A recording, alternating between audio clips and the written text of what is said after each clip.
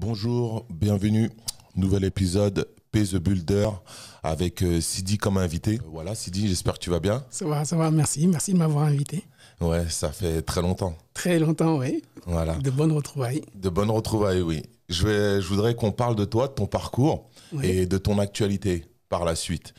Moi, je te connais déjà depuis 360, peut-être même un peu avant. À la dalle, ouais. On parle du 9-4 là. Donc je voudrais, présente-toi, dis-nous d'où tu viens. Moi c'est Sidi Sey. Et je suis né en Afrique, mais en Côte d'Ivoire, mais j'ai grandi à Paris, et éduqué à Paris. Puis j'ai tourné ma bosse, dès que le hip-hop nous a touchés, là j'ai tourné ma bosse un peu partout. Hein. Ouais. France et Navarre, comme on dit. Début des années 90. 80 encore, parce que la chance qu'on avait, nous, c'est que les grands du quartier, ils étaient à fond dans les hip-hop avant même à choper. Ok, t'es de quel quartier de base là? Curiel-Cambrai, moi, ça s'appelle. Maintenant, on dit Rosa Parks. Okay. On a pris du galon. C'est 18e 19e. 19e. Ouais. Ok. Et c'est ce qui t'a amené au hip-hop alors du coup? Ouais, c'est surtout ça. Ouais. La danse, les DJ, il y avait plein de radios pirates chez nous. Même Énergie, c'était chez nous. Même Énergie? Ouais, c'était à Télégraphe dans une baignoire. Ok, donc c'est une suite logique pour toi. Ouais. Tu rentres tout de suite dans le hip-hop. Quelle est ta première matière? La première matière, c'était la danse. Hein. Je crois danse. Comme tout le monde. Parce on avait 3 chaînes, donc on regardait toutes les émissions musicales à l'époque. Hip-hop à choper. Ouais. Avant Starsky Hutch, c'était immanquable. Donc c'était ça, ouais, surtout. Raconte-nous comment la passion elle est venue. Tu commences par la danse, donc là tu es tout jeune. La danse, c'est la rencontre avec les copains, les copines, qui dansent, tout le monde. Les grands, qu'on suit toujours. C'est un truc que jusqu'au jour d'aujourd'hui, je ne comprends pas, parce qu'on est toujours dans les décharges. De Aubervilliers jusqu'à La Chapelle, on suit les grands, mais c'est toujours dans les décharges. Tu veux dire quoi par les décharges? Les décharges publiques ou les terrains vagues. Là où ça grave. Ça grave, tout ça et tout. Là. Et en fait, c'est après que j'ai compris que c'était plus ou moins les seuls moyens que les associations de quartier, les premières missions éducatives de quartier avaient comme pour pouvoir laisser les grands s'exprimer, faire la musique, la danse, le graphe, tout ça. Donc on a suivi un peu comme ça, un peu partout. Après, j'ai beaucoup traîné, moi, avec No et tout, par exemple, qui était graffeur. Et donc, du coup, lui, c'était plus le graphe. La danse, on a tout essayé ensemble. On a essayé le graphe, on a essayé le rap, on a essayé la danse. Et le DJ, il y a Fred qui travaillait dans le magasin de disques, mais j'ai oublié c'est quoi le nom. Il y avait un magasin à Bastille et à Châtelet à l'époque. À Stalingrad? Non. À Stalingrad, c'était Ticaret. C'était Ticaret, donc du coup, on était tout le temps fourrés là-bas à regarder les trucs qu'on ne peut pas s'acheter. Ouais, je crois qu'on l'a tous fait. On a fait ça, mais comme Dan, il a toujours été super sympa. Dan, toute l'équipe de Ticaret et tout, du coup, il nous laissait rentrer. Je crois que la première grosse mémoire musicale que j'ai eue, c'était Ticaret, parce qu'on pouvait écouter tous les albums et les vinyles dans le coin du magasin. Dans le coin du magasin? Ouais. Ça, c'était de la bombe, ça. Donc ça t'a permis de développer la musique, à commencer à écouter de plus en plus de hip-hop, de rap US, et de danser à côté.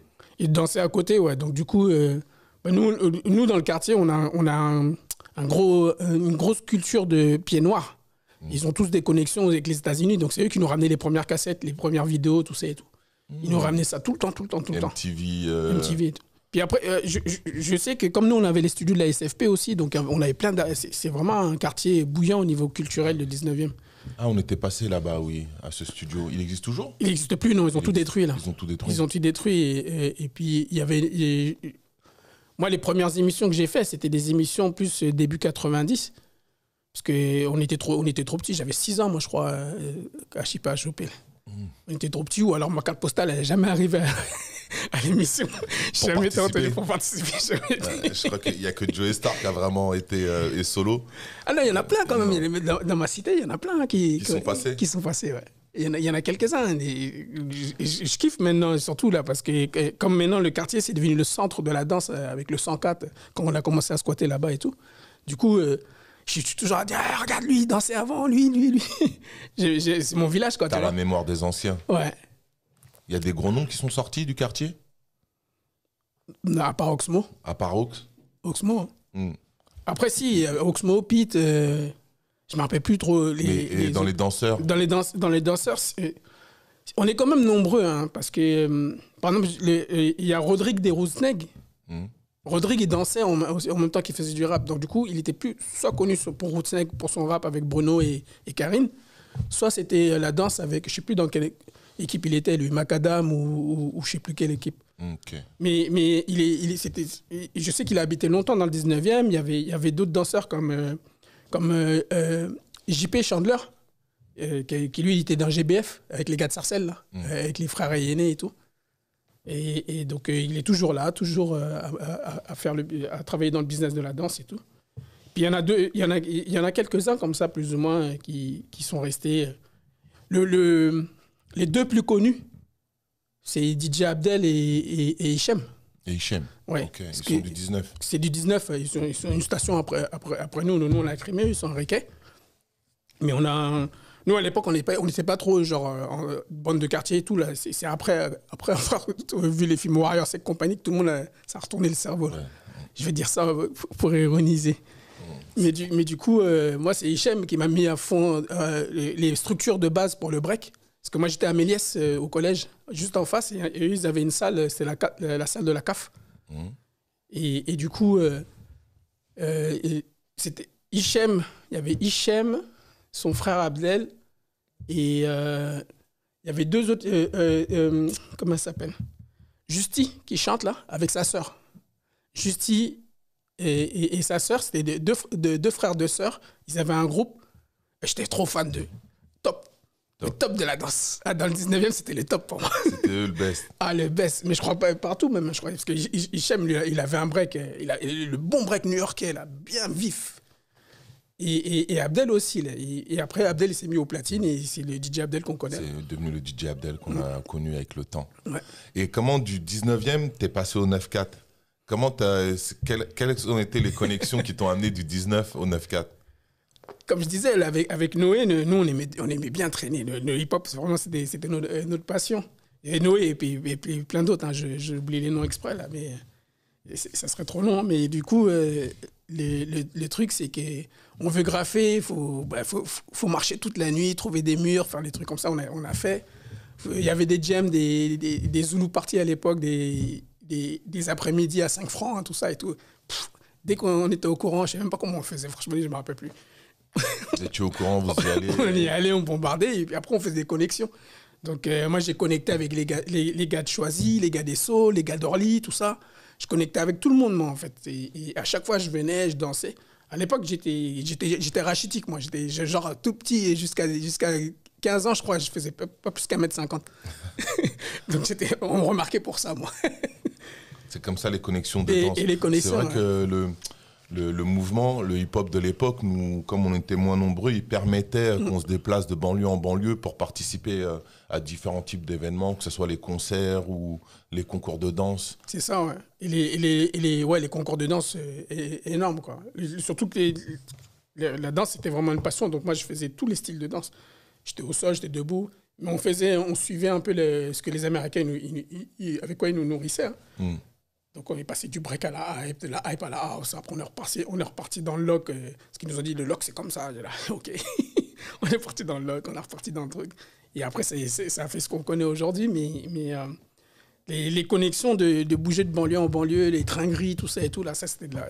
Moi, perso, c'est les meilleurs souvenirs que j'ai de l'enfance, quoi. La hype, le lock... Tout ça, c'est des mouvements de danse. Pour ceux qui ne connaissent pas le break, c'est des types de danse. Je peux dire ça comme ça. Ouais. C'est des phases qui sont bien reconnaissables en fonction du danseur. Donc, ça, c'est la technique. C'est la partie technique. Donc, tu as évolué, OK, la danse. Après, boum, tu as continué de grandir. Tu as continué de te nourrir de hip-hop. Ça a été quoi la suite ? Je crois que tout le monde a, justement, quand il y a les bandes... Nous, c'est les grands là, qui étaient déjà dans les bandes. Là.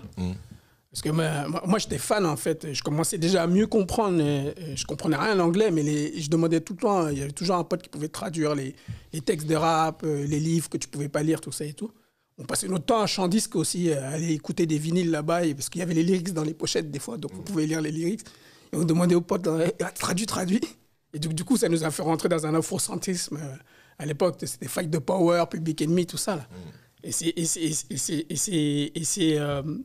à l'époque des bandes, là, moi j'ai beaucoup suivi les Black Panthers de Paris. Okay. Paris, enfin, on dit Paris, les Black Panthers d'Île-de-France, quoi.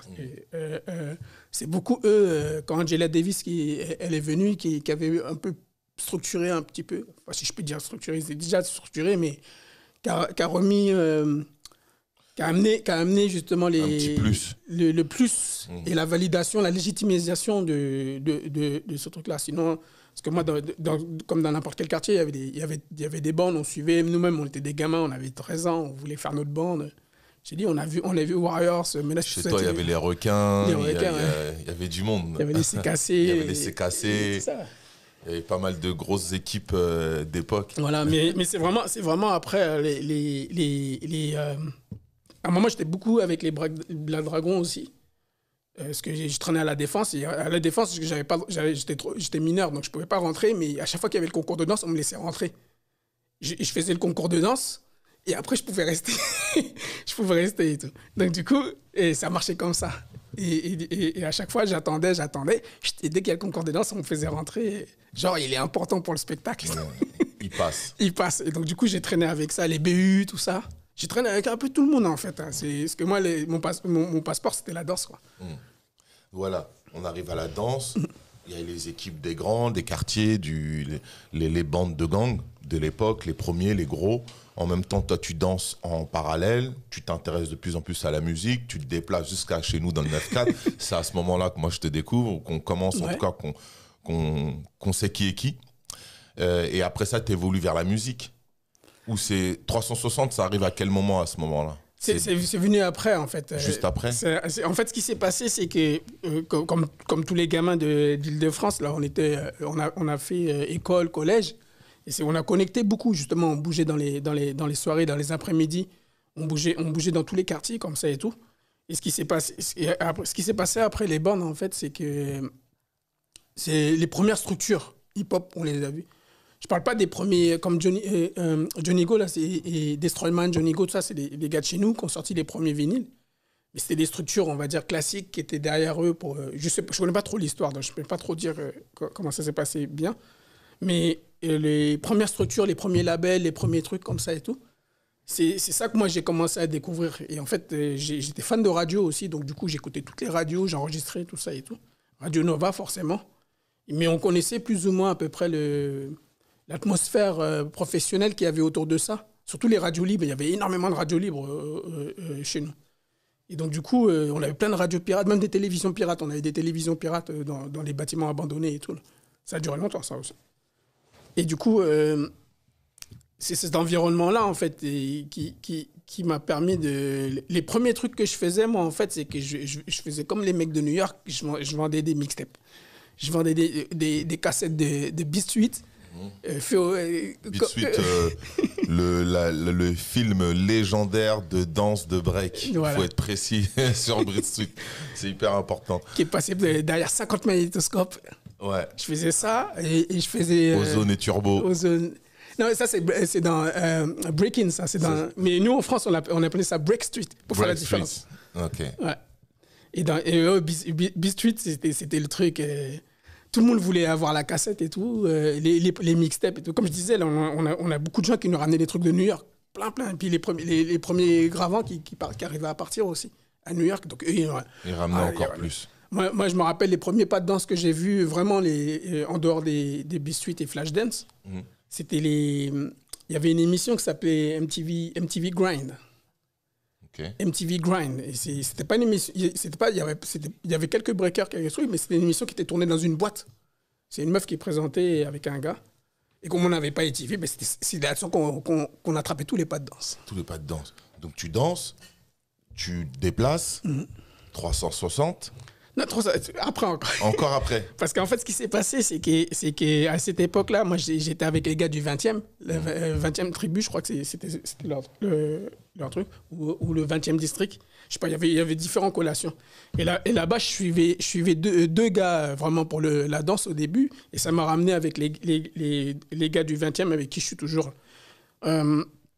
C'était, je me rappelle plus leur blaze, mais c'était Thierry. Et j'ai oublié, il avait un magasin de cassettes vidéo à Saint-Blaise. Il y avait Thierry qui nous montrait des pas de break de ouf et Sly. qui fait de la boxe. Maintenant, il construit des voitures, je crois, des voitures américaines. Là. Et Sly. C'était les deux, dans le 20e, j'étais comme tout gamin comme ça, je les revoyais, c'était des breakers de ouf. Et à l'époque, ils traînaient avec les frères de Joey, je sais plus qui d'autre encore. Là. Et du coup, c'était eux que j'essayais de suivre des fois quand ils allaient dans les après-midi au Globo, je sais plus où, mais on n'a pas le droit de rentrer parce que nous, on est petits. Et du coup, c'est en traînant plus ou moins dans ce quartier-là que j'ai connu les gars comme JB, Ronnie, William, etc. Willy, qui est plus ou moins avait un groupe de danse. Et moi, à l'époque, je traînais avec... je sais pas si tu as connu ce crew qui s'appelait les ZMC. Non. Les ZMC, c'était que des Congolais. ZMC. ZMC, ils avaient des associations. Ils étaient déjà plus ou moins bien structurés. Donc, du coup, ils nous ont accueillis sur l'île Saint-Denis, les gars du 20e et moi. Et on a construit un groupe qui s'appelait Union Positive. Il y avait une partie afro et une partie hip-hop. Okay. Et donc, du coup, dans cette connexion-là, en traînant avec les gars du 20e tout le temps, j'ai connu Clovis. Et Clovis et JB. Clovis qui avait le magasin... comment il s'appelait déjà ce magasin? En fait, ce qui s'est passé, c'est que JB, il était stagiaire. On faisait tous des stages là-bas. Tous ceux qui avaient un stage, tu vois, les stages de lycéens.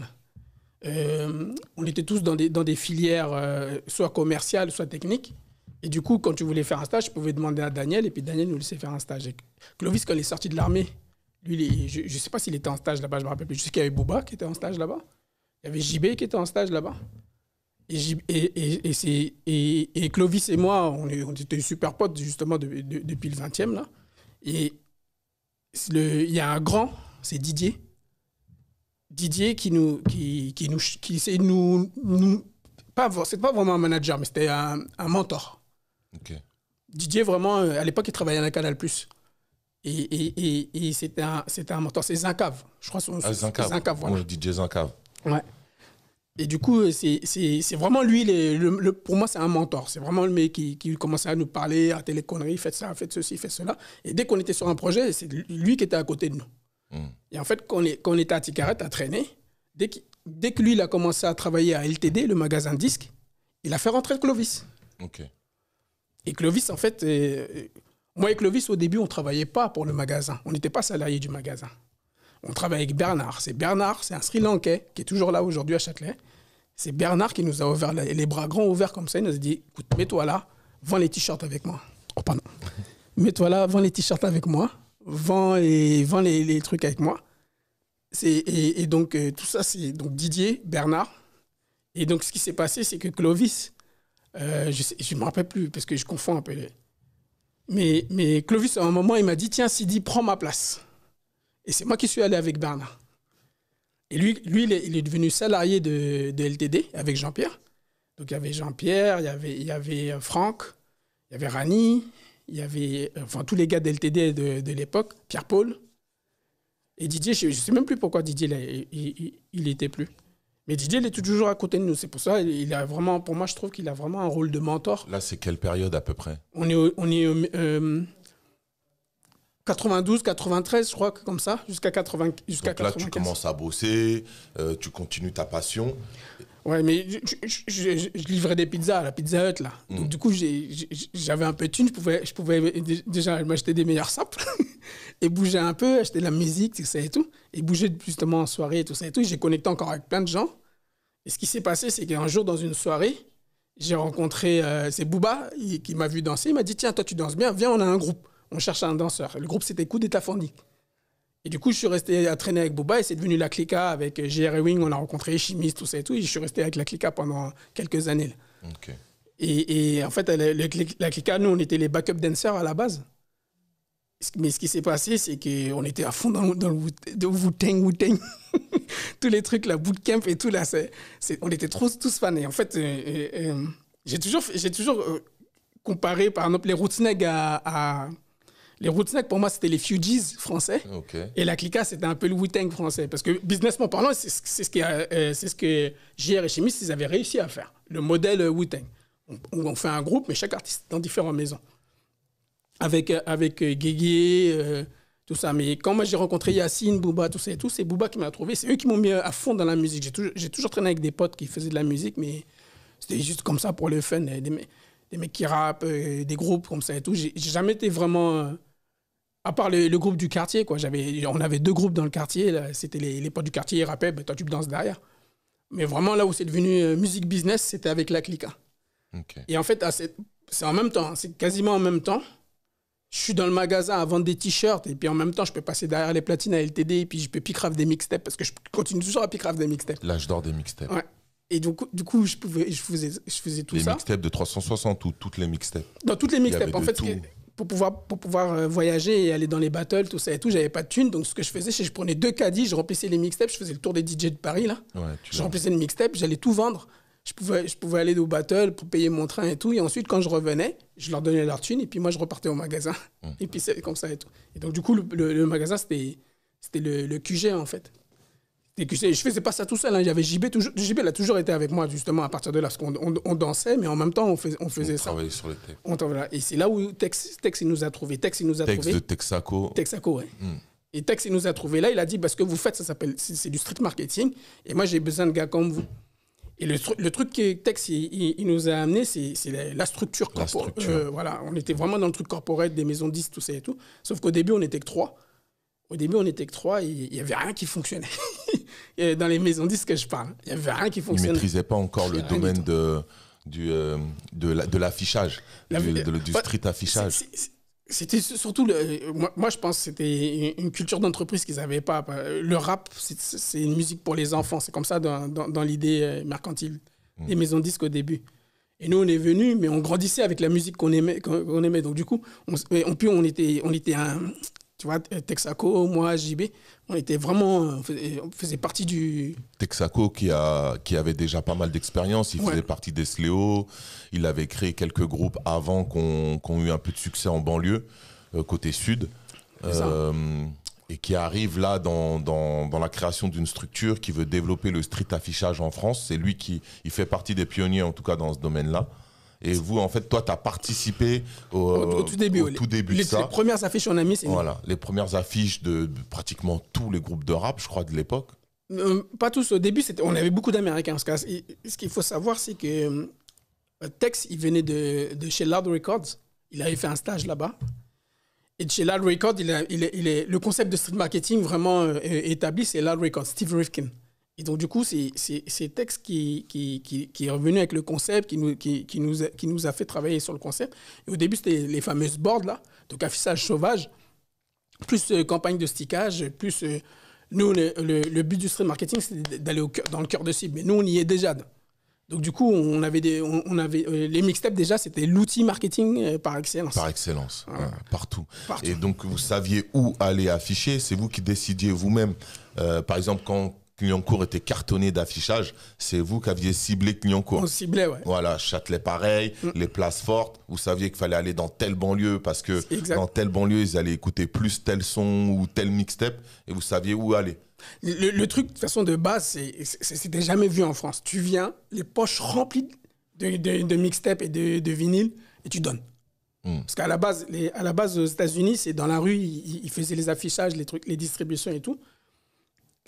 Mais ce qu'on appelle un record pool, tu dois t'abonner. C'est un système d'abonnement. Il n'y a que les DJ vraiment connus, les DJ de radio et tout, qui reçoivent le vinyle promo, la cassette promo, le CD promo. Nous, on donnait à tout le monde. Et en fait, ce qui était assez malin avec Tex, c'était d'aller... c'est Tex et GR Wing. C'est pour ça je parle de la Clica aussi, parce que tout est en plus ou moins en même temps. Ouais.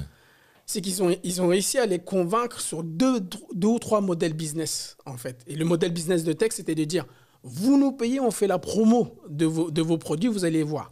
On va développer quasiment une addiction sur certains artistes, en fait. Ou certains genres de musique. À savoir que jusque dans la fin des années 90, il n'y avait pas de distribution directe. Direct, ouais. C'était que de l'import. Et nous, on arrivait et comme on travaillait sur le cœur de cible, ça a frappé. Ça a frappé. Donc il y a eu une combinaison à ce moment-là entre J.R. Ewing et Texaco. Ouais. Petit moment historique là. Je tiens à le noter. Je ne savais pas. Mais c'est bien parce qu'effectivement, tout le monde se mélangeait en fonction des activités. Donc ça a évolué encore. Ouais. L'affichage est arrivé. Là, tu avais déjà passé un nouveau cap. Tu t'affichais beaucoup plus. C'est devenu comme un métier. C'était le métier, justement. C'est lorsqu'on... Au début, on était dans un placard là, à République. Mais ce qu'il faut savoir, c'est que je dansais toujours. Moi et JB, on dansait. Et en fait, nous, on était vraiment... je ne sais pas comment ils disent. Ils disent ça, mais ils ont un terme pour ça, mais j'ai oublié c'est quoi. Nous, on dansait. Et on était managé par Mariam de Wicked Management. Okay. Et c'était les frères et aînés qui nous manageaient sur le terrain quand on allait faire on dansait pour les artistes. Et ensuite, on a signé à Universal pour danser pour Lady Leslie le jour de sa signature. Okay. C'est-à-dire que Seb Faran... Premier projet de Lady Leslie. Le premier projet de Lady Leslie, nous, on était avec elle, en fait, dans les bureaux. On lui annonce qu'elle est signée chez Universal. Et nous, on est pris en backup dancer. Okay. Et donc, du coup, on était managé par Seb Faran après. Et en même temps, on faisait le street marketing. Donc, du coup, moi et JB, avec Tex, on avait les yeux partout. On savait tout ce qui se passait dans les... Sébastien Faran, le manager très connu de NTM, ouais. qui a commencé aussi avec toute cette équipe, quoi. Et du coup, le truc, en fait, ce qu'il faut savoir, c'est que le métier d'affichage, c'est ce que les gens voyaient. Ce que les gens ne voyaient pas, c'est ce qu'on appelle les envois. Nous, on a créé ce qu'on appelle la blacklist. Tex et tous ses collaborateurs dans l'industrie. Tu vois le Musique Info Hebdo, le magazine professionnel, là, voilà. À l'intérieur de ça, nous, on arrive à désigner ce qu'on appelle une blacklist. La blacklist, c'est un fichier de tous les placements de vinyles qu'on faisait. Et en fait, nous, ce qu'on faisait, c'est que jusqu'à 5 h du matin, des fois, on mettait des vinyles dans les enveloppes pendant des jours et des jours. Comme ça, on faisait que ça, constant. Ça a duré des années, ça. Et on envoyait. Et on a fait ça de label en label, de label en label. Et le business model, justement, il était là. C'était que les labels nous payaient pour faire les envois. Parce que quelques labels ont essayé. Toutes les enveloppes, elles sont revenues. On a dit, mais c'est normal, vous ne connaissez pas les gens. Et donc, du coup, nous, on a fait le taf. Et le vrai taf de marketing était là. C'est-à-dire qu'un jour, tu vas recevoir dans ta boîte aux lettres une mixtape, un vinyle, un CD, un album. Tu sais pas d'où ça vient. À ce moment-là, vous vous appelez comment? C'est Wicked. C'était Wicked. C'est Wicked qui développe ça. Voilà, il y avait Wicked Management et Wicked Street Marketing. Wicked Street Promo. Ok. C'était Wicked. Et en fait, c'est pendant cette période, pendant que je suis à la Clica, pendant que je traîne avec les gars du 20e, pendant que justement que je pique toujours les mixtapes. Doucement avec ton bruit, là.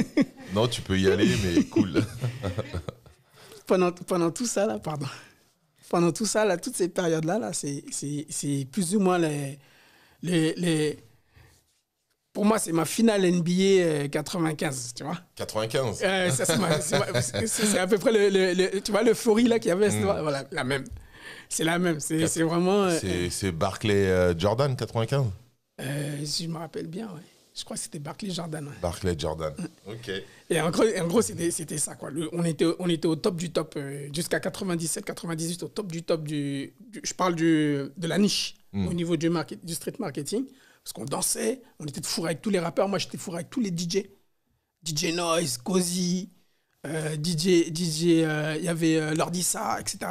Tous les gens que Lordissa, Noise, des grands amis que je salue au passage. On avait les vinyles promo, donc qu'est-ce qu'on fait? On donne à nos potes. Qui, eux, après, vont les jouer dans leur mixtape, dans leur soirée, dans leur événement. Et la musique a commencé à se diffuser. C'est comme ça que le rap a commencé à grandir et qu'il a commencé à s'élargir de plus en plus. Parce que le travail des mixtapes, qui a été un travail hyper important dans l'industrie de la musique, a fait un boulot incroyable. Moi, la plupart des artistes que je connais, je les ai découverts sur mixtape. Presque tous. C'est ça. C'est DJ Mr. C. Ouais. Hein, c'était moi je veux les mixtapes, J.R. Ewing, Texaco, tout ce développement là, ça continue de grandir. Il y a des gens qui continuent de grandir et d'avoir encore plus de grandes idées. Moi, je suis à peu près comme toi, je suis dans la même période, je suis en train de me chercher. Je suis entre le 9-4 et Paris, on réfléchit à qu'est-ce qu'on va faire dans cette musique, comment on va la développer.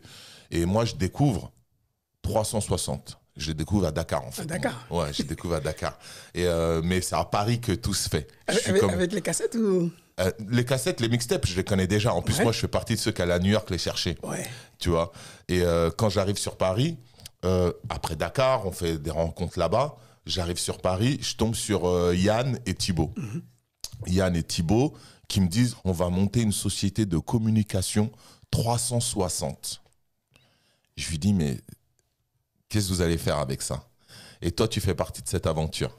Ouais. Tu vois, je voudrais que tu en dises un peu plus. Alors, pour faire court quand même, pour ne pas perdre trop de temps, ce qui s'est passé, c'est qu'il y a une fusion corporate entre Wicked, la société Wicked et la société 360. Donc, mais avant Texaco et, voilà. et Thibaut, il y a un deal entre eux. Il y a un deal entre eux pour s'associer. En gros, pour s'associer avec toujours Steve Rifkin. Qui est aux États-Unis. Qui est aux États-Unis. Et ce qui s'est passé, c'est que nous, on avait les bras, en gros. Et eux, ils avaient la méthodologie, mais plus de bureau, on va dire. Parce que nous, on était terrain, eux, c'était le bureau. Le seul truc qui nous liait, c'est que justement, les cassettes passe-passe, le catalogue passe-passe, quand moi, j'ai commencé à aller là-bas, j'ai rencontré Thomas de Octobre Rouge. Ouais, Grain Caf. Qui a aujourd'hui sa boutique dans le 18e. Exact. Hein, je tiens à le préciser, Grain Caf. Voilà. Et il y avait la radio, il faisait la radio là-bas aussi. C'était Couvre-feu, je crois. Non, ça arrivait après. C'est après ça? Ouais. Ah, ça arrivait après. Mais en tout cas, on était à rue des Petites Écuries, là. Et du coup on connecte là-bas. On n'est pas encore dans les mêmes bureaux. Chacun, on est dans les bureaux. Nous, on est à Montreuil, eux, ils sont dans le 10e. Et du coup, le temps que tout le corporate se fasse, les trucs et tout, le moment où, justement, nous, on switch de nom, Wicked s'enlève et ça devient 360com, c'est le jour où on s'installe tous à République, rue René Boulanger. Ok. Attends. Les petites écuries, et c'est dans le déménagement que vraiment ça switch, les choses se switchent et que les bureaux s'agrandissent. Ouais. Et que vous prenez l'espace. On est sur 2 étages là. Ouais. Je sais pas comment Thibaut il a fait. De toute façon, Thibaut il fait toujours des trucs, on sait jamais comment il fait. Et du coup c'est Thibaut et Yann. Mais Thibaut et Yann, moi je les connaissais d'avant parce que je traînais avec Noise. Et Noise, son frère rappait avec comment il s'appelle le gars? Il rappait dans un groupe avec des gars qui traînaient avec Yann. Ok. Et c'était avec eux.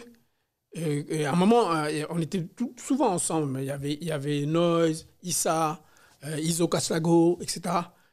Et en même temps, comme on était avec le frère de Noise, et ben, du coup, on avait toute l'équipe à Yann aussi. Thibaut, moi. Vous avez formé une bonne, ça a formé une bonne équipe. Voilà. Après, les années ont développé. Vous vous êtes mis à travailler pour plusieurs maisons de disques pour s'occuper de leur street marketing. C'est ça. Ouais. Nous, on y est passé d'ailleurs. La Mafia a utilisé ce système, Ideal J aussi. Pratiquement tous les groupes de rap de cette période, là, on est en 95. 95, 96, je crois. 95, 96. C'est quand Time Bomb? C'est toujours Time Bomb, je prends en c'est plus ou moins les mêmes périodes. Ouais. C'est vraiment comme ils ont dit. Time Bomb explose là. C'est à ce moment-là où là, il y a du travail. Je peux même m'arrêter Pizza Hut. Là, tu peux te concentrer là-dedans. Clovis, lui, il est toujours dans la boutique là-bas. Mais lui, il a réussi à sa fiche de paye. Il a fait son chemin dans la boutique où tout le monde allait acheter des vinyles et beaucoup de sons en provenance directe des États-Unis. Il y a un truc que je dis souvent, c'est comme pour les mixtapes. On plantait des graines. Des fois, les gens, ils ne savent pas trop. Ils disent, prends ça. Moi, c'est un peu comme ça que j'ai appris à faire DJ, parce que je passais derrière les platines. Bernard, je disais, il n'y a pas de client. Il me dit, bon, vas-y, je vais mixer, je vais scratcher un peu. Et puis je dis, oh, c'est quoi ça? Poum. Carrément, il y a prescription, mais c'est moi qui le faisais. Et puis je ne dénoncerai pas les autres. Moi, je vendais des bootlegs de ouf. Je faisais venir des vinyles de malade. J'avais des cartons cachés comme ça sous les t-shirts. Je crois que vous l'avez tous fait. Tu peux dénoncer tout le monde dans ce cas-là. Des bootlegs de ouf. Voilà, on y est, on est dans la danse, on est dans les écuries. On a commencé à structurer les premières structures en France, à Paris en tout cas, pour le développement de cette musique, du hip-hop. La danse, elle est toujours là. Les gangs, ils commencent à disparaître un peu plus. Et la place, elle vient aux rappeurs. Il y a de plus en plus, il y a Time Bomb qui explose, Oxmo. Toi, tu te situes dans ce mouvement-là. Tu développes ton côté DJ, tu restes plus danseur, ou tu rentres vraiment dans le 360 et tu te mets à travailler vraiment comme... En répondant quand même avec du recul, j'étais en conflit entre le travail de marketing, qui était en train de bondir, Explosé. et le travail de danseur. À savoir que, comme j'étais jeune encore, je devais avoir 19, 20 ans, 21 ans, 22 ans, 23 ans. Tu sais, je grandis avec le business. Et du coup, aujourd'hui, je le sais. Je le sais. Je critique énormément le marché de la danse française à cause de ça. Je parle bien de la danse française. Un danseur hip-hop, pour se professionnaliser, il faut qu'il danse dans le noir, il faut qu'il ait une compagnie sous forme associative et tout. J'ai dit, mais moi, j'ai pas connu ça. J'ai connu qu'il y ait des business devant moi. Moi, j'ai des fiches de paye. Pourquoi je serais intermittent du spectacle? Et en fait, c'était ça. C'est pour ça que je dis, avec le recul, j'étais en conflit avec ça. J'arrivais pas à concilier les deux. Et ça s'est vu le jour où on a fait les rencontres urbaines de la Villette. La première année où on a dansé, la Villette, ils ne voulaient pas nous payer, on a fait les auditions et tout. Et c'est Patricia Soulet, la mère à Lady V, qui nous manageait à l'époque et qui a dit, écoute, tu prends ma carte, s'il y a un problème, s'ils ne veulent pas te donner ton chèque, tu leur dis que tu es un danseur de Sony, on s'occupe d'eux. Donc c'est Patricia Soulet, là, qui était une grande... on dit mentrice, je sais pas. C'était une mentor aussi. Énorme mentor jusqu'à Osgore, elle nous a amenés chez elle et tout. Là, c'était vraiment à chaque fois... les meilleurs conseils que j'ai eu dans le business, c'était elle.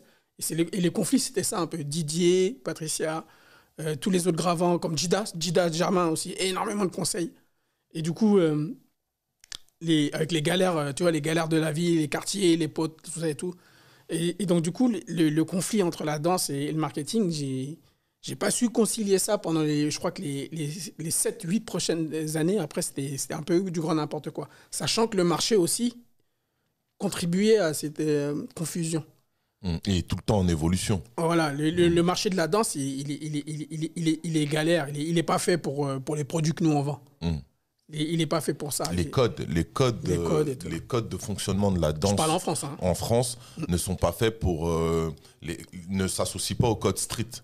Le problème numéro 1, c'est que les gens nous disaient, on n'a pas de structure. Je dis, mais pourquoi vous voulez que je fasse des trucs en association? On monte une société, c'est ça qu'on m'a appris, moi. On monte un business, on va voir un truc, on a un manager. Tout. Moi, j'ai traîné que sur des émissions de télé et des chaînes de télé, des labels de musique, tout ça et tout. Pourquoi aujourd'hui je danserais dans le noir pour une petite association de quartier et des trucs de MJC? C'est trucs. Alors que tu es capable de monter une structure pour qu'elle danse. Ça, quelque part, t'es un entrepreneur, mais tu le sais pas encore. Non, je sais pas. Mais tu as déjà toutes les fibres pour justement te structurer. Tu es encore jeune, mais tu as déjà toute cette fibre d'entrepreneur pour évoluer. Mais là, d'ailleurs, qu'est-ce qui se passe à ce moment-là, quand tu es dans ce conflit-là?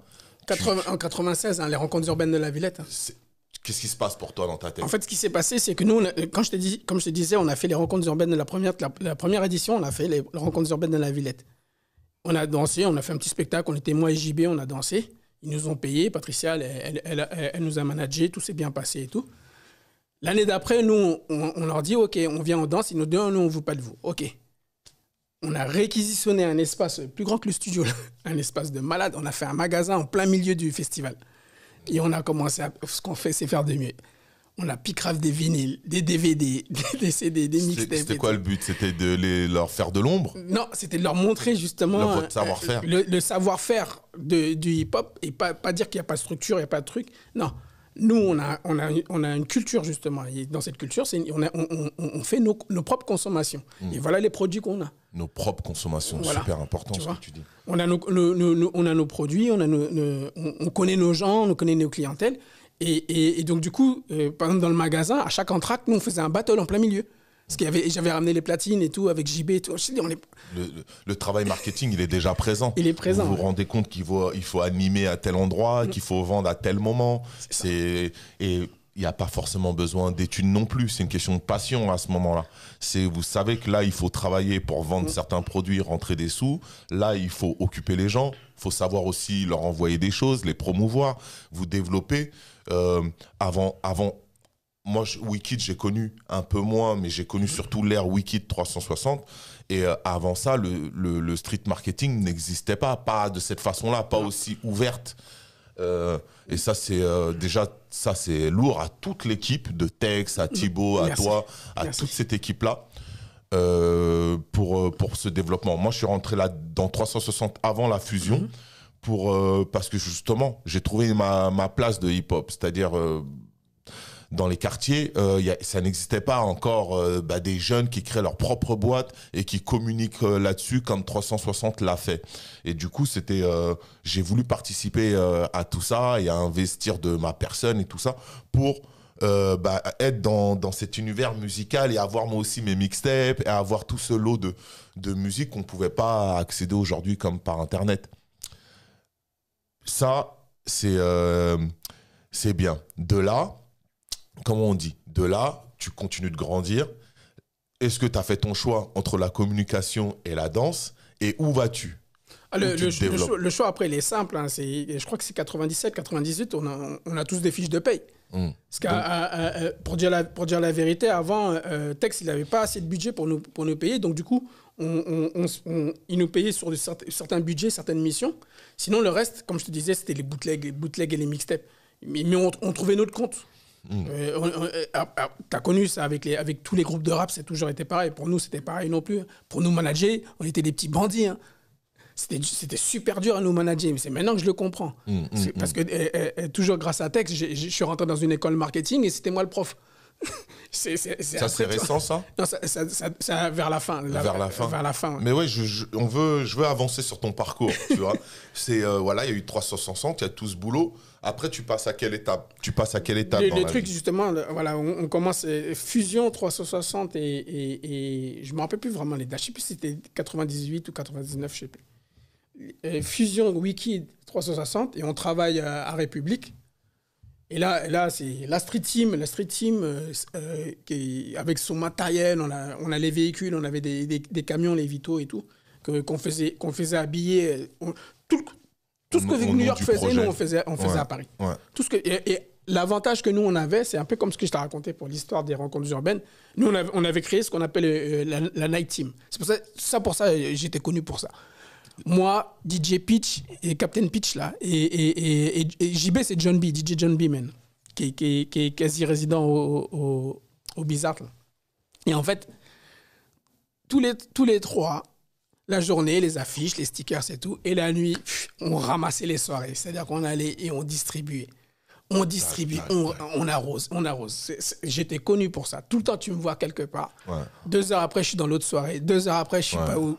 Le concert et tout. J'ai toujours un gros carton de flyers. Tu me dis, mais ça, je connais, mais je connais pas. Tiens, prends le CD. Écoute le son. Tiens, c'était ça. Les t-shirts, les trucs comme ça. Donc, on était...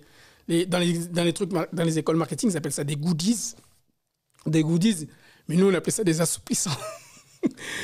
C'était pour assouplir les gens à chaque fois. Parce que des fois, c'était dur pour rentrer dans la soirée. Même le mot goodie, je crois que ça arrivait après, de toute façon. Je crois, ouais. C'était pas encore... Nous, c'est des assouplissants. Parce que des fois, on avait des videurs féroces comme ça devant nous, là. Tu rentres pas. Tu lui sors une pile de CD, là. Justement, après tout ça, là, il y a les voitures, il y a la distribution. Qu'est-ce que tu deviens, toi ? Une fois que cette époque-là, elle est passée, une fois que le travail de 360, il est en place, que les choses existent. Là, justement, je suis à fond dans 360. C'est quasiment mon travail quotidien. Ça a duré combien de temps ? C'est jusqu'à 2000... Je crois que c'est 2004 que ça s'est terminé. 2003, 2004, je sais plus. Ils ont été. Parce qu'après ça s'est séparé et ils ont Tex, il est parti avec Cut Killer. Il y avait Double H Street Team là. Et du coup, ils ont fait 4-4 marketing. Oui. Donc ça, c'est d'autres branches qui se sont créées. Toi, quand ça se finit là en 2004, tu pars dans quel secteur ? Moi, ma première boîte, je la monte là. Tu montes ta première boîte qui s'appelle... J'ai fait un indépendant, travailleur libéral. Donc, du coup, c'était à mon nom, CDC. Et pareil, c'était consultant publicité et marketing. Donc, tout ton parcours des 10 ans avant, tu t'en sers pour créer ta propre boîte qui, en fait, sur laquelle tu vas revendre ton savoir-faire marketing. Voilà, mais au début, j'avoue, à 70%, c'était toujours les budgets de 4-4 marketing que j'utilisais. Oui, après, c'est les liens business avec qui tu es affilié pour t'aider à travailler. Voilà, ça peut être même des clients. Parce que du coup, 4-4, c'était monté d'un cran. Là, on a ce qu'on appelle les grands comptes. Le jeu vidéo, le cinéma, etc. Déjà, à l'époque, 360, on commençait le cinéma. Mais c'était le cinéma de quartier, comme ils disent, là, les cinémas de banlieue. Là. Les films comme Romeo Must Die, des trucs comme ça. Mais sinon, on a fait une campagne pour FIFA en 2005. On a fait le tour de la France avec les bus, les jeux vidéo, tout ça. Enfin, tout ça, là, c'était 4x4 marketing. Et en fait, à ce moment-là, c'est à peu près la même période où MySpace, ça marche super bien. Les Skyblog et compagnie. Qui change aussi la donne. Ouais. La donne du marketing. MySpace a ramené, c'était le prémisse de... Nous, on était intégrateur de contenu pour eux. Pour MySpace Non, pour MySpace, Tex, il a travaillé pour MySpace. Okay. Ils sont venus le chercher après. Mais moi, ce que je faisais, c'est que j'allais voir tous les labels, tous les gens, justement, les groupes de rap, tout ça et tout. Et je leur disais, donnez-moi vos trucs. Vu que moi, je connais l'informatique, je vous montre mon rentrer sur MySpace. Voilà. MySpace est l'ancêtre de Facebook, de Deezer. Au niveau de l'impact. De l'impact et du contenu, quoi. C'est les premiers réseaux sociaux, le premier réseau social musical où on peut en même temps communiquer, échanger et mettre les albums. Il y avait... c'était tout nouveau. C'est vraiment pour moi l'ancêtre de ce qui s'est passé. Donc voilà, ta première société, elle dure combien de temps ? Elle existe toujours. Elle existe toujours. Donc tu continues de développer et de vendre ton savoir-faire dessus.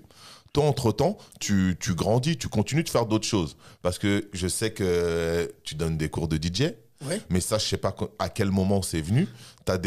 Qu'est-ce que tu développes en parallèle ? Là, on est en 2006, 2007. Ce qui s'est passé, c'est que à cette période-là, je commence à toucher le gouffre quand même un peu pas mal, là, parce que c'est compliqué aussi bien personnellement que professionnellement.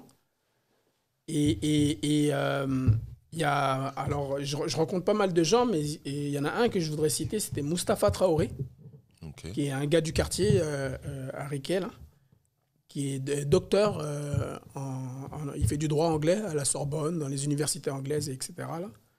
Et puis il était sur un projet, je ne sais plus, un documentaire, je ne sais pas quoi, et puis en discutant comme ça, il me dit, mais toi, tu connais tout ça, tu sais faire tout ça, tu parles toutes ces langues-là, passe tes diplômes et rentre dans la recherche. En gros c'est ça qu'il m'a dit, quoi. Donc lui et puis plein d'autres aussi autour de moi là qui ont essayé de me convaincre, parce que c'est vrai que j'ai 40 000 histoires à raconter sur le hip-hop. J'ai jamais été aux États-Unis en fait, donc il y a plein de trucs que j'ai avalé dans ma tête avec les livres, les vidéos et tout. Donc du coup j'ai encore ce côté passionnel derrière là. Et ce qui s'est passé, c'est que après de gros problèmes personnels, surtout au niveau familial, j'ai tout arrêté.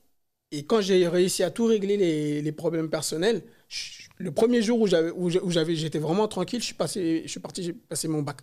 Okay. J'avais pas passé mon bac à l'époque. J'étais parti danser. Et du coup, j'ai passé mon bac et j'ai monté les filières universitaires comme ça là. Et après, pour la faire courte, j'ai monté une boîte qui reste toujours pour le marketing. Mais moi, j'ai switché mon statut de consultant marketing, je l'ai switché en chercheur indépendant à l'URSSAF. Un chercheur indépendant à l'URSSAF. Un chercheur indépendant à l'URSSAF. Et en fait, ce que moi j'ai fait, et c'est là où j'ai commencé à embêter les gens encore, là, c'est que j'ai commencé à appliquer les concepts que j'avais appris dans le marketing, mais dans le monde de la recherche pour un secteur particulier. Hein. C'est donc...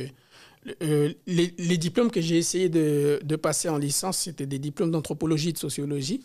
Et la branche spécifique s'appelle ethnomusicologie. Okay. Ethnomusicologie. Je t'avoue, je vais énormément critiquer là-dessus. Je suis le plus cancre des étudiants. Et surtout, il y a un clash culturel entre l'anthropologie et sociologie, l'école française des sciences sociales, et moi, ce que je connais de la vie urbaine de base. Et surtout, en gros, quand j'ai commencé, le jour où en fait, j'ai fait une conférence, et ce jour-là, je n'ai pas été payé, et je ne le savais pas, parce que moi, j'étais tout content, on m'invite, je fais une conférence, tant mieux. Et tous les autres chercheurs et tout, ils ont tous leur statut. Il y en a, ils sont étudiants en master, mais il y en a d'autres, ils sont doctorants. Donc, ils n'ont pas encore le doctorat, ils sont juste doctorants. Et il y en a d'autres, ils sont déjà maîtres de conférences. Ils ont déjà eu leur doctorat, ils sont connus et tout. Et chacun, ils avaient leur truc. Et on était à table comme ça, ils ont commencé à se glousser comme ça. Là. Et moi, je les regarde comme ça, je les écoute. J'ai dit, OK. Je suis revenu à l'université, j'ai dit, c'est pas grave. On va la faire parce que moi, je connais le business. Et j'ai fait du business de la recherche. Donc, du coup, maintenant, je dis que je vends de la danse et les chercheurs, ils n'aiment pas ça. Je dis, moi, je vends de la danse, je vends de la musique, du DJ et tout. Sauf que la science, la théorie et toute l'histoire, la science, la théorie et toute l'histoire, là, je la connais. Et je connais les gens aussi qui y participent. Donc, je me suis spécialisé dans ce qu'on appelle le patrimoine, les humanités. Mais moi, ce que je fais, c'est ce qu'on appelle les humanités numériques, c'est-à-dire que j'archive tout et je mets tout dans l'ordinateur. Pour dire les choses simples, de toute façon, la plupart des chercheurs que je rencontre, que j'ai rencontrés, ils ont énormément de difficultés par rapport à leur plateforme numérique et tout. Et moi, ce que j'ai créé, ça s'appelle Hiphoppedia. Et c'est une plateforme numérique que j'ai montée depuis une dizaine d'années, là, qui va permettre d'archiver toutes les collections privées et les collections publiques, peu importe le support, le CD qui est déjà numérique, mais aussi bien le vinyle, etc., etc. Et la mise en application, c'est par exemple, depuis l'été dernier, je fais des block parties. Je fais des block parties tout le temps. Donc, qu'est-ce que je fais? J'appelle des potes DJ, je dis jouer la musique qu'on archive justement. Explique-nous le concept de tes block parties. Les block parties, c'était juste dans le cadre du fun. C'était juste parce que Paris, ils ont refait tous les parcs dans Paris, là. Et donc, du coup, j'occupe les kiosques à musique. Ils ont fait des appels à projets pour proposer des événements dans les kiosques à musique. J'ai dit, nous, kiosques à musique, nous, on amène notre musique. Ça s'est super bien passé. Ça se passe toujours bien jusqu'à présent. Et par contre, du côté de la recherche, en fait, c'est que la mise en application au niveau du business, c'est que moi, cette année, je devais commencer, mais malheureusement, il y a eu le confinement. Mais cette année, je devais payer les chercheurs pour qu'ils fassent des conférences. Mon premier business, il était là au niveau de tout. Payer des chercheurs à faire des conférences sur la musique hip-hop. Sur la musique hip-hop, ok. Sauf que comme ça coûtait trop cher de prendre des salles, des trucs et tout, et puis moi, j'ai pas obtenu tous les diplômes encore. Donc, oublie les universités, les trucs et tout. J'ai dit, c'est pas grave, moi, je connais un terrain, c'est la rue. Et dans la rue, il y a les endroits où je fais mes block parties, là, il y a des chaises, on peut installer ça, c'est les kiosques à musique et tout. Et je me sers de ça pour faire des conférences musicales, en fait. Okay. Donc c'est-à-dire qu'il y a un temps où vous prenez le temps de parler, expliquer les choses aux gens qui viennent dans ces block parties. Voilà, non, mais on n'a pas pu le faire. Ça fait 2 ans que ça existe. L'année dernière, j'ai commencé, mais j'ai fait que la partie DJ. La block party qui était vers Stalingrad, c'était vous? Il y a 3 ans, moi, maintenant. Ça, j'ai fait une avec Ticaret, avec Dan de Ticaret, là. Je sais plus, c'est le souvenir que j'ai. Depuis que je suis gamin, je fais tout le temps des block parties. En tout cas, aujourd'hui, à part ce qui nous arrive à tous, le confinement, tu étais dans des block parties qui vont, j'espère pour toi, reprendre. T'en fais par quelle période? En fait, c'est sur la période estivale, d'été, de mai jusqu'à août. Chaque semaine, il y a toujours... le matin, de 11h à 14h, c'est les conférences. Et ensuite, à partir de 16h jusqu'à 20h, c'est la block party. Ok. Donc, conférence, 1 heure, 2 heures de conférence? C'est à peu près 2 heures, ouais. Ça dépend les présentations, parce que j'ai créé un groupe. En fait, ce qui s'est passé, c'est que la mise en application, comme j'étais un peu fâché de l'univers académique et toutes les galères que j'ai eues là-dedans et tout, j'ai dit, je vais en faire un business et puis après, on verra pour les diplômes. Et donc, du coup, ce que j'ai fait, c'est que j'ai créé une branche annexe en sciences sociales. Et j'ai appelé ça hiphopologie. Et donc, du coup, en hiphopologie, j'ai créé un groupe. Et sur ce groupe-là, j'ai dit aux chercheurs, venez. Et à chaque fois, je leur posais la question. Je leur disais, mais pourquoi vous ne faites pas de livre? Pourquoi vous ne faites pas ça? Pour moi, c'est comme si tu me dis, pourquoi tu ne fais pas de mixtape? Pourquoi tu fais pas un spectacle? Tu vois? Donc, du coup, c'était le même concept. J'ai dit, bon, on va louer les salles, on va présenter les projets sur les parcs, par exemple, et tout.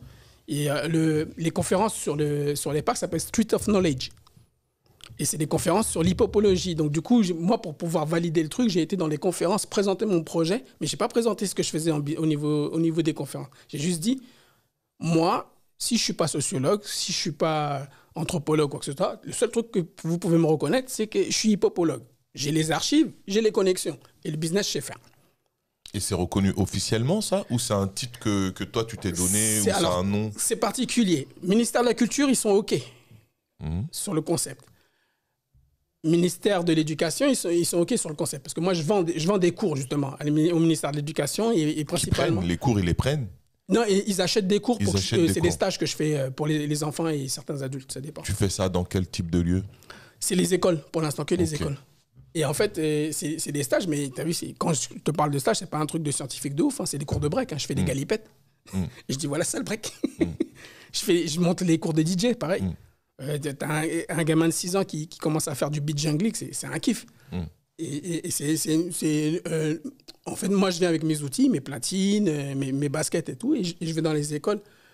Et c'est comme ça. Donc là, j'ai rencontré pas mal de gens qui m'ont suivi, le truc comme ça et tout. Et sur toutes les plaquettes que j'ai fait, tous les trucs, j'ai mis hippopologue, hippopologie. Et donc, du coup, l'idée, c'était de dire, souvent même, on a beaucoup rigolé de ce titre-là. Mais j'ai dit, mais est-ce que ça se vend? Oui, ça se vend. Est-ce que le concept plaît? Bah oui, tu fais de la danse. Tu fais des trucs. Par exemple, là, les Jeux Olympiques, ils ont pris le break. Grâce à ça, j'ai réussi à ouvrir un studio tous les jours de danse. C'est la première fois de ma vie que ça m'arrive. Cause à effet. Tu vois. Et donc, du coup, je suis sur les deux filières. Je suis sur la filière de recherche et éducation et la filière sportive, du coup, maintenant. Parce que j'ai monté un club. Donc, en parallèle du consulting hippopologique, c'est comme ça que ça se prononce? Exact. Ouais. Ok. Tu donnes tes cours, tu fais faire des stages. Et là, en parallèle, tu dis que tu as monté? En fait, j'ai monté une fédération de danse pour pouvoir structurer une fois que j'ai compris comment ça marche pour accéder au gymnase et au terrain de sport parisien. Alors, je suis assez content de ça, par exemple, parce que j'ai terminé cette année-là. Janvier, j'ai terminé. J'ai réussi à faire rentrer dans la fonction publique le break et le DJ. C'est-à-dire que si quelqu'un veut travailler, il m'appelle, il vient me voir, je lui fais faire un contrat, une formation et un contrat.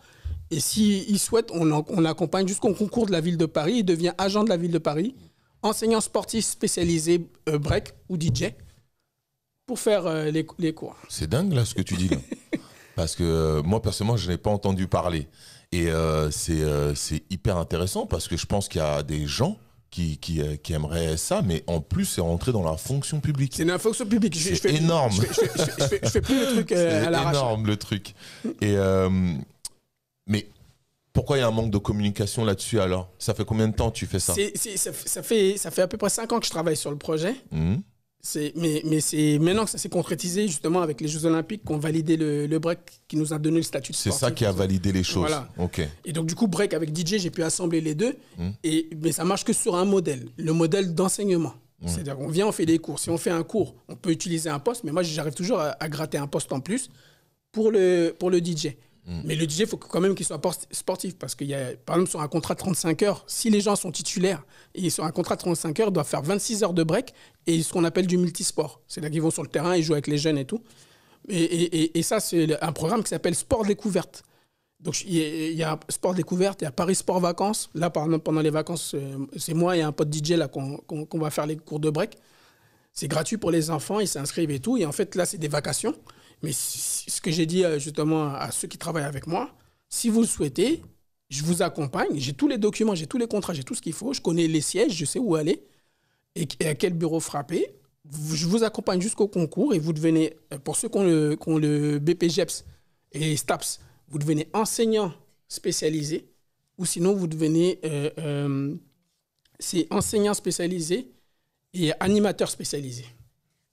Fonctionnaire, officiellement. Officiellement. Ça veut dire qu'en vérité, ils pourraient faire travailler des gens comme ça dans les MJC un peu partout en France, dans les centres. Ça dépend des structures. Ça dépend de la norme de la structure. Voilà, ouais, par rapport au départemental, régional et local et municipal en fait. Donc du coup, moi étant à Paris, on a une structure gargantuesque là, que j'ai dû me dépatouiller là-dedans. Là.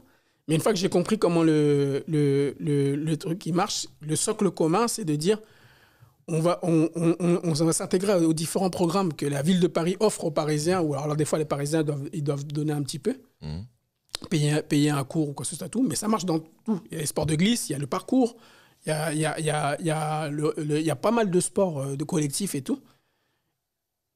Et jusqu'à je ne sais plus combien d'années, il n'y a pas eu de danseur depuis... la dernière personne que j'ai travaillé avec et qui faisait de la danse, elle faisait de la Zumba. Il y a beaucoup de gens qui font dans les arts martiaux, dans les équipes où je les intègre, les gens. Et donc, du coup, le break, discipline olympique, bienvenue. L'évolution, elle est dingue. Ça mérite d'être vraiment popularisé. T'es dans la transmission, t'es dans le partage, t'es dans ta passion, tout ça en même temps. Et en même temps, quelque part, tu as ouvert une nouvelle porte où des gens peuvent être embauchés pour faire une musique, pour travailler dans un secteur qui est du hip-hop. Je généralise pour que ça soit bien pris. Et en plus, avec un titre de fonctionnaire. Je suis super impressionné. Franchement, c'est vraiment costaud. Personne n'a signé l'année dernière. Et cette année, j'ai peut-être 3 candidats. Mais c'est déjà 3. C'est déjà 3, de 0 à 3. Et j'espère qu'avec cette émission, on va encore plus le faire savoir. Tu as eu ton doctorat ou pas? Non, en fait, ce qui s'est passé pour les études, comme je disais, j'étais un peu cancre et il y avait plein de trucs qui me saoulaient. Donc, tu n'as pas encore fini. Pour bien finir, ce que j'ai fait, c'est que j'ai mis en place toutes les structures. Par exemple, les cours de break. Les cours de break, en fait, pour ceux qui sont juste amateurs, comme ça, qui veulent kiffer, ils viennent, ils payent un abonnement, ils vont faire les cours de break. Ceux qui sont étudiants, c'est gratuit pour eux. S'ils sont étudiants en sociologie ou en art du spectacle, ou peu importe, s'ils veulent intégrer les cours, et en fait, moi, je suis implanté à la Porte de Pantin. Et à la Porte de Pantin, je suis juste en face du Centre national de la danse, bibliothèque de la danse. Je suis à côté du conservatoire de la musique et tout. Et ce que j'ai fait, c'est que j'ai créé une université urbaine, en fait, hiphopologie. Et je les accompagne comme ça. Toute la journée, en fait, c'est des cours où on marche. On va à la bibliothèque de la danse, où je leur montre des vidéos. Je les amène au conservatoire. Je les amène au musée de la musique, qui est à la Villette. Comme j'ai toutes ces structures-là qui est là, je les amène au 104 et on break par terre. Et tout, où je peux leur faire rencontrer des gens aussi et tout. Donc, bon, là, malheureusement, ça s'est arrêté au mois de décembre à partir des grèves, là. Et ensuite, tous les bordels qui sont accompagnés. Mais l'idée de base, on peut dire que c'est un peu une sorte d'université urbaine hip-hop concentrée sur le DJing et la danse. Pour l'instant, c'est ça. Tu as beaucoup d'élèves ou beaucoup de... C'est au cas par cas, en fait. Au cas par cas. Ouais, parce que comme je voulais que ça soit gratuit, un peu comme Collège de France. Je voulais que ça soit gratuit parce qu'il y a beaucoup d'étudiants, ils galèrent quand même et tout, surtout ceux qui viennent de province, qui montent à Paris et tout. Et il y en a, ils sont même largement plus avancés que moi, ils sont déjà en train de terminer leur mémoire.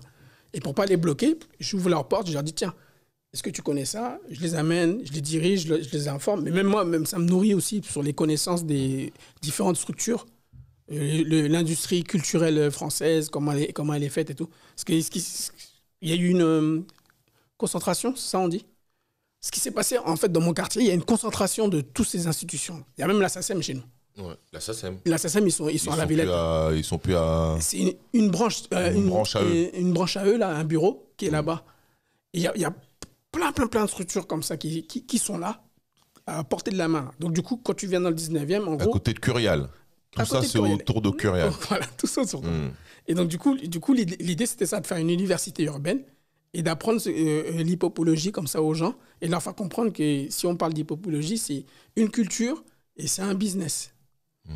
Mais que les deux se sont associés par rapport à l'histoire du hip-hop qu'on connaît new-yorkais. Parce que il ne faut pas oublier que Kool Herc et sa sœur, c'était une soirée payante qu'ils ont fait. Les mecs de la Chapelle, quand tu leur demandes Dynasty, tout ça, comment ça se passait au terrain vague, c'était pas gratuit. Hein. Quand tu montais le mur, il fallait payer 5 francs. Et à chaque fois, tous les mecs, même à la dalle, les mecs, c'est ce qu'ils me racontaient. Hein. À Ivry, tout ça, tous les quartiers où j'ai été, à chaque fois, les mecs, ils pensaient à faire un business en vendant ce qu'ils connaissaient. Et l'idée au niveau de la science sociale, c'était de décortiquer ça, parce que dans les livres, on n'en parle pas, ou très peu. Dans les documentaires, on n'en parle pas, ou très peu.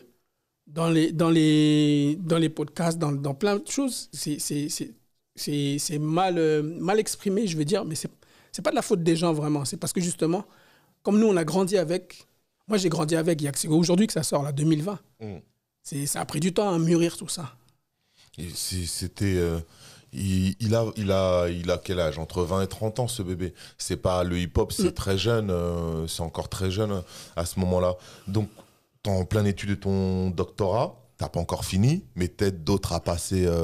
Voilà, je les pousse. C'est pour ça que je traîne. Tu peux pas être partout au même moment, mais déjà, tu as plusieurs casquettes. Il y en a déjà 4-5 qui l'ont eu, là, leur doctorat. Là. Ouais, c'est bien ça. Bravo à eux. Ouais, franchement dit, surtout Kémy. Kémy, c'est un mec qui, j'oublierai jamais, il est venu, il a fait un doctorat sur la Blaxploitation, là. Ah ouais? Ouais, avec qui? Et j'ai oublié, franchement dit. Il était à l'UHESS. Aux États-Unis, il l'a fait ici. Ouais. Mais en se servant des archives américaines et tout ça? Ouais, ça, énorme, je veux le voir. Énorme. Quand c'est prêt, ça, je veux bien le voir. Parce que le Black Exploitation, j'aime beaucoup. J'aime beaucoup l'inspiration que ça a eu sur les années 70 aux États-Unis.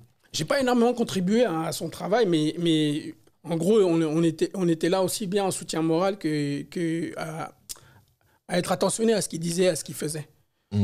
J'avais monté Street Blogger à l'époque, et lui, il a écrit parmi les meilleurs articles avec Adrien là, et Philippe, les meilleurs articles de Street Blogger. Ah ouais. Je les ai même pas effacés, ils sont toujours sur le site. Sur Street Blogger. Streetblogger.fr. J'irai lire ça, j'irai regarder.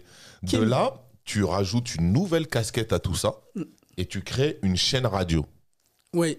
Ça vient juste après? Non, en fait, c'est un projet que j'ai. Je sais pas quand est-ce que c'est sorti Rire et Chanson. Je me rappelle plus c'est quelle année. Ah non, là je crois que j'ai oublié. En fait, Rire et Chanson, on kiffe tous. Il y a juste les chansons, ça saoule un moment.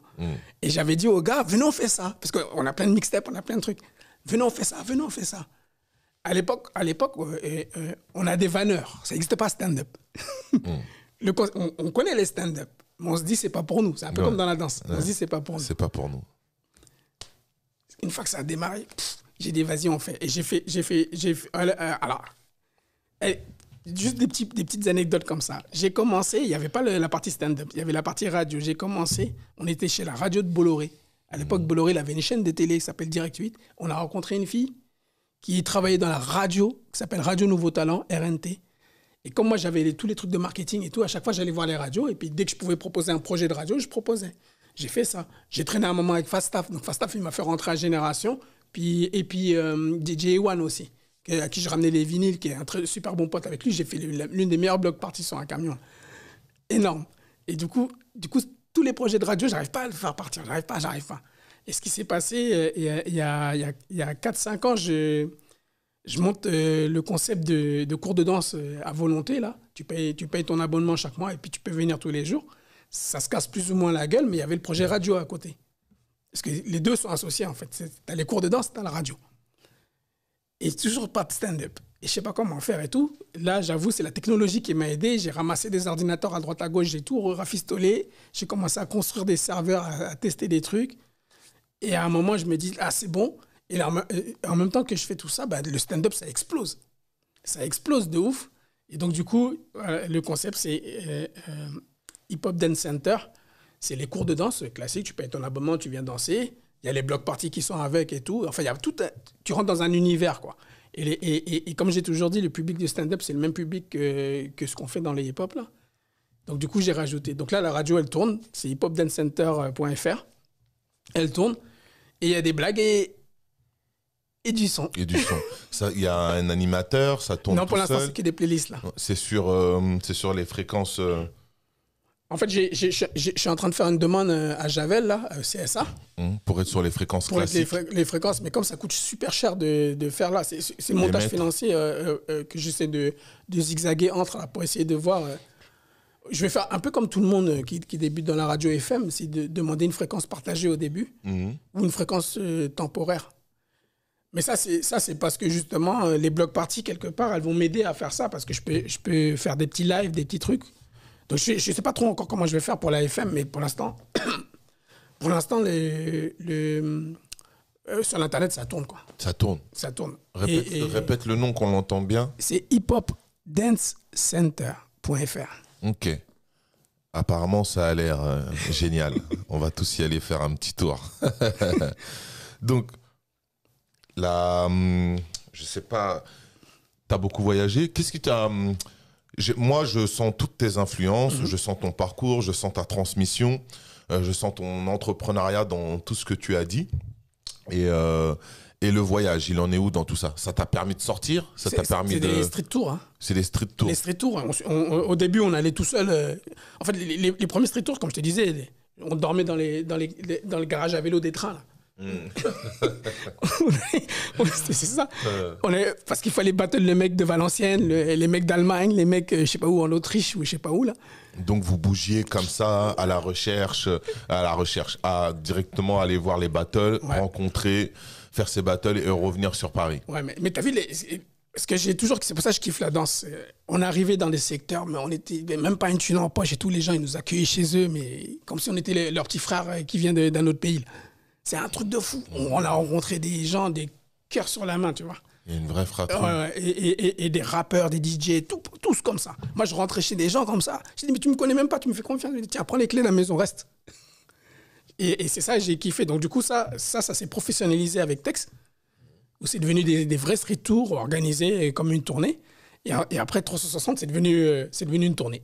Okay. On suivait les artistes, on faisait des campagnes marketing, etc., etc.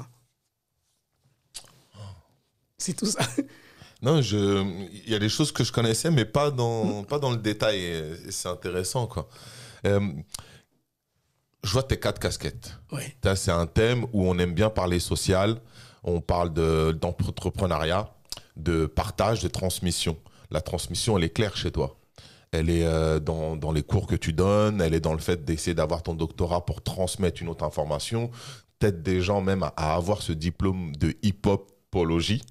Si j'arrive à faire toute l'administration derrière, parce que c'est dur. Il y a la partie administrative, il va falloir t'entourer de quelqu'un qui est dans l'administration pour ça. Ah ouais. Mais tes casquettes, ils sont là.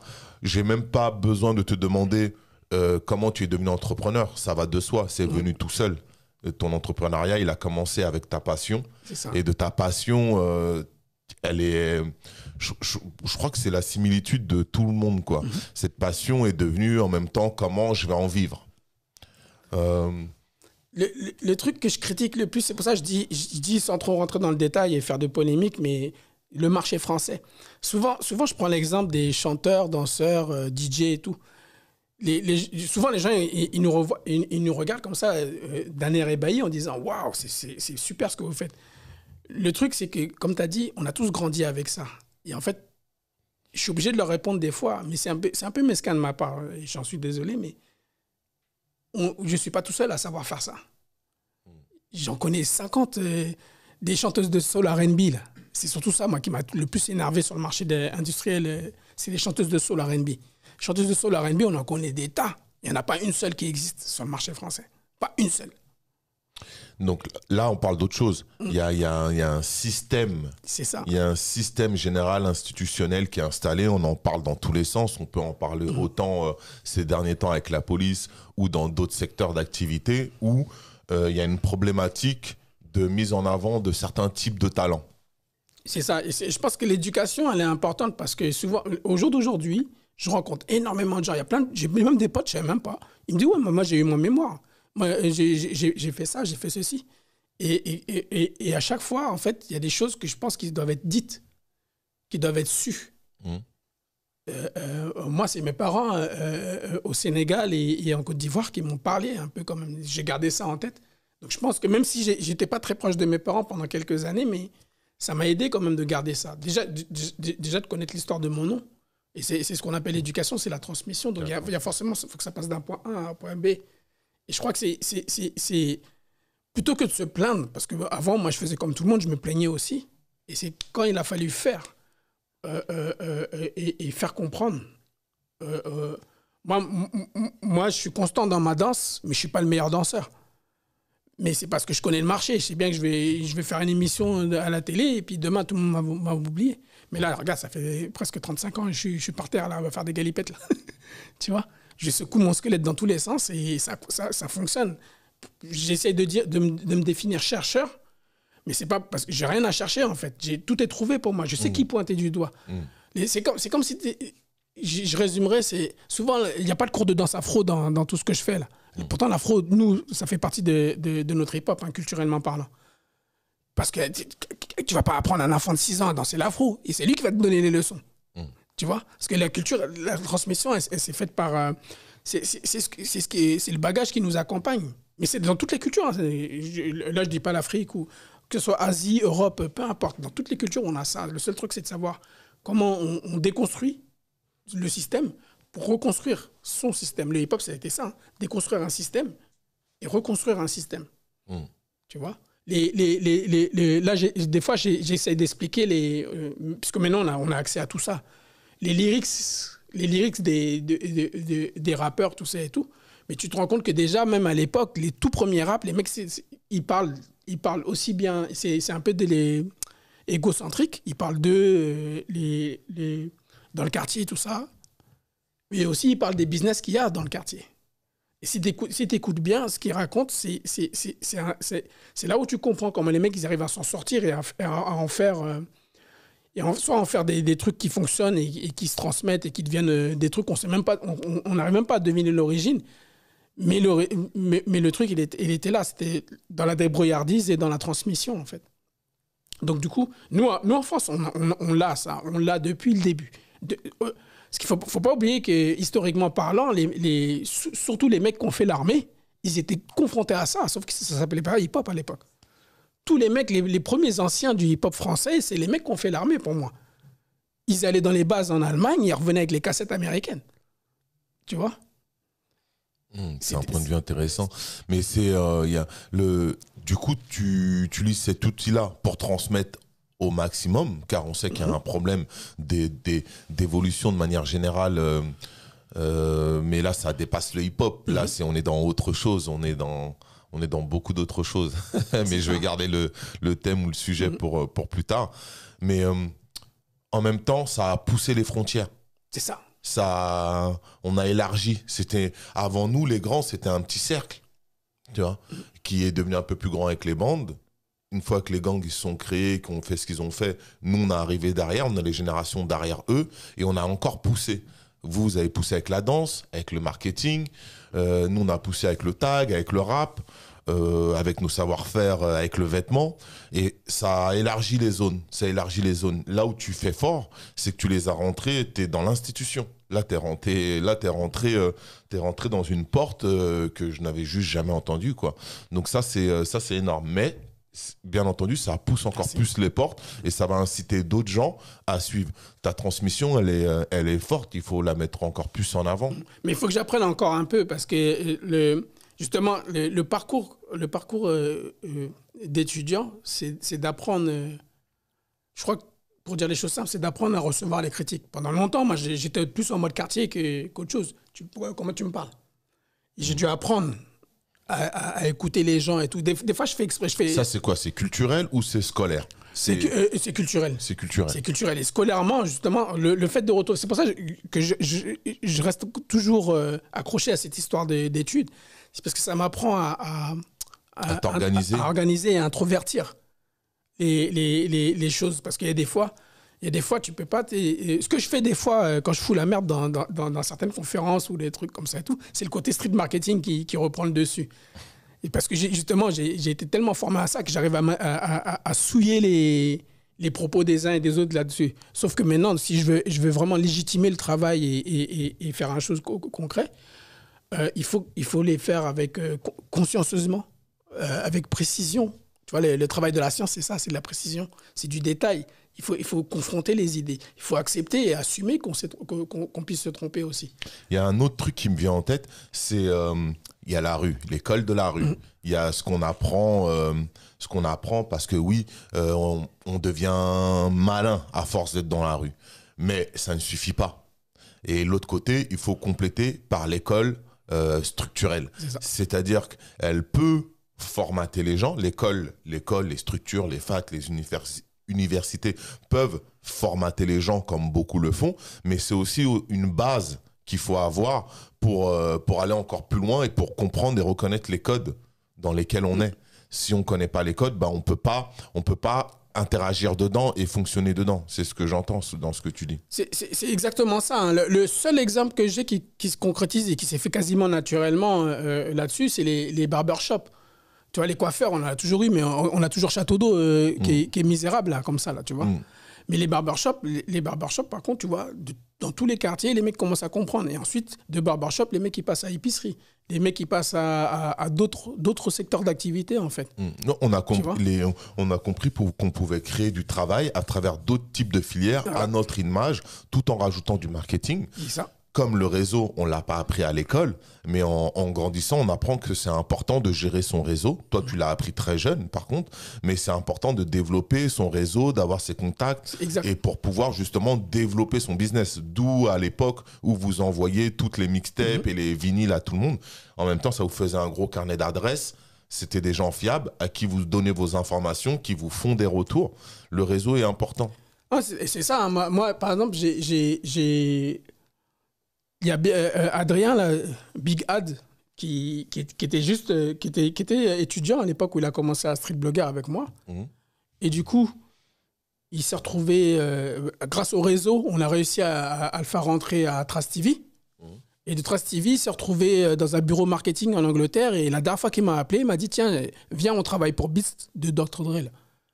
Tu vois, il a pris comme ça, il a grandi aussi bien dans sa réflexion et tout. Et au début, il faisait des blogs, des trucs comme ça. Il a fait l'interview du 113, justement, là, il y a quelques années. Là.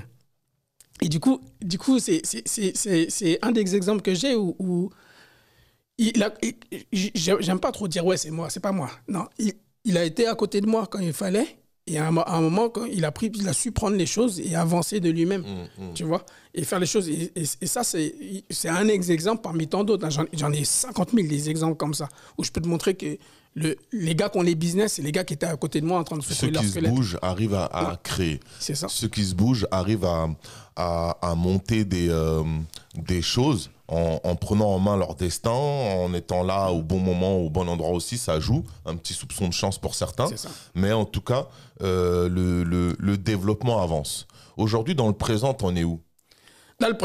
Moi, personnellement, tu te poses la question? Ouais. Dans tes activités, dans ce que tu crées, on a compris tous tes pôles de travail que tu fais actuellement. Et là, c'est quoi ta suite là? La suite, moi, je suis assez épanoui là, professionnellement. Là. Vraiment, en fait, j'ai dû me, justement, comme je te disais, j'ai dû me résoudre et me contraindre à deux petites choses. Pas trop chercher le succès ou le nombre. Faire les choses constantes. Être constant. Et voilà, être constant. Par exemple, quand je fais les block parties, les gens ils pensent qu'il faut faire un truc, ramener 50 000 personnes. Je dis non. On est dans un parc. On fait un pique-nique, on met la musique, on s'amuse. Et j'ai toujours un pote, j'ai oublié même qu'il habite là, il descend, il dit « Ah, Sidi, viens, regarde mes enfants, tout ça. » Et c'est kiffant ça, en fait, tu vois. Et même si je le tourne au côté business, cette block party à un moment... Il y a le plaisir qui va avec. Il y a le plaisir qui va avec. Et donc, du coup, c'est ça que j'ai... Donc, du coup, par exemple, les blocs... Je cite l'exemple des block parties parce que tout le monde me dit « Ouais, mais viens, on fait ça là. » Moi, je suis très bien dans mes parcs. Pas de concert, pas de soirée, pas d'événements, trucs... Non. Les gens, ça devient... C'est comme des vampires. Tu vois, ils se transforment. Soit par le nombre, ou soit quand l'annuel tombe. Là. Tu connais, t'as connu ça. C'est par l'intérêt. Tout le monde cherche un intérêt de grandir un peu plus. Toi, ce que tu cherches, c'est un bien-être. Voilà, un bien-être. Et en fait, le marketingment parlant, ils appellent ça une niche. Je suis dans une niche, moi. Je suis dans un tout petit trou, là. Tu vas venir un samedi, il n'y a rien dans le parc, ben hop, j'apparais. Tu vois? Ben, tiens-moi au courant, oui. Je vais venir dans une de tes petites niches. Merci. Là. Écouter du gros son. On verra ce que tu envoies comme son. Bah, qu'est-ce que tu voudrais rajouter à ce podcast qui pourrait t'aider, qui pourrait t'envoyer de l'énergie? C'est bien. Moi, j'ai franchement dit, déjà, l'accueil super. Merci. Merci. De rien. L'équipe, hein. Sana, 33 carats. Et du coup, je me sens flatté même de pouvoir m'exprimer un peu comme ça. Parce que je crois que on consomme tout ça maintenant, des podcasts, des vidéos sur YouTube. Moi, je suis à fond sur YouTube, tout le temps connecté à YouTube. Je regarde du break, des sons et puis toutes les conneries de YouTube.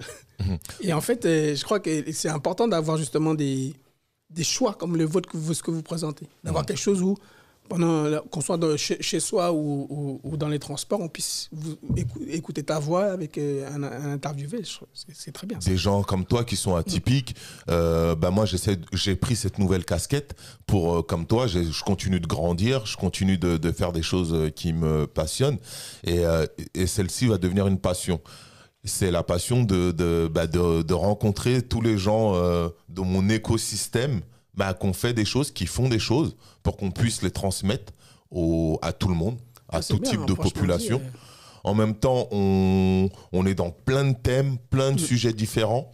On est beaucoup plus visible qu'avant. mais on reste pas encore assez visible. Et il faut qu'on soit tous des haut-parleurs, quoi. Nos voix, elles servent à toute chose. Autant toi dans la danse que toutes nos activités qu'on monte aujourd'hui, quoi. Le concept même de la transmission, c'est quoi? La transmission, c'est une interconnexion. Tu vois, Internet, c'est pas un réseau international. C'est pas ça que ça veut dire. C'est une interconnexion. Il faut connecter. Et en fait, là, ça fait combien d'années, nous, on n'a pas connecté? Et juste que tu puisses me faire parler, c'est une connexion intéressante parce que te rencontrer ton équipe avec Sana et tout ça, c'est important aussi bien pour ce que moi, je construis, mais en pouvant observer ce que vous construisez. Parce que j'ai un modèle. Ouais. Pas un concurrent, non. Un modèle. Un modèle de support. Voilà. Moi, ça m'a permis de découvrir ton activité. Je construis ce modèle de podcast. Il y en a plein d'autres qui le font à côté et on doit tous se supporter pour avancer ensemble. C'est ça. Et effectivement, ça permet de nous regarder. Moi, c'est la même chose de mon point de vue. Je suis là. Effectivement, on connaît les gens, mais ça permet de savoir l'actualité. Qu'est-ce qui se passe aujourd'hui dans les gens du mouvement, dans les gens du hip-hop, qu'est-ce qu'ils font, ceux qui sont passionnés, ceux qui sont là dans le business, etc. Donc ce développement-là, il est énorme. Non, moi, en tout cas, je vous supporte, je vous encourage et tout. Si vous connaissez mon adresse IP, là, souvent, vous allez me voir. Ouais, merci beaucoup. Je vais télécharger ça souvent, je pense. Merci beaucoup. On est sur YouTube, on va être sur plusieurs autres supports. En tout cas, Sidi, je te remercie. Merci à toi. Pour nous avoir expliqué ce que tu faisais, toutes tes activités. Il va falloir que tu nous redonnes les noms. Je vais saluer aussi mes sponsors, Studio Majorel, African Armure, Vibe Optique, 33 Carats, qui sont mes 4 gros partenaires. La zinerie, je les avais oubliés ceux-là, la zinerie. Mais ma gossure Sana, elle est là pour ça. Donc, t'as le mot de la fin, vas-y. Alors, pour connecter avec moi, tout ce qui est danse et le fun, les blocs parties et tout, c'est hiphopdancecenter.fr. Il y a la radio là-dessus. Il y a aussi la radio dessus. Et la radio aussi. Hip Hop Dance Center. La radio, c'est rire et chanson, mais en version hip-hop. Hein. Okay. Plein de sons, plein de blagues. Ensuite, tout ce qui est côté recherche, c'est hiphoppedia.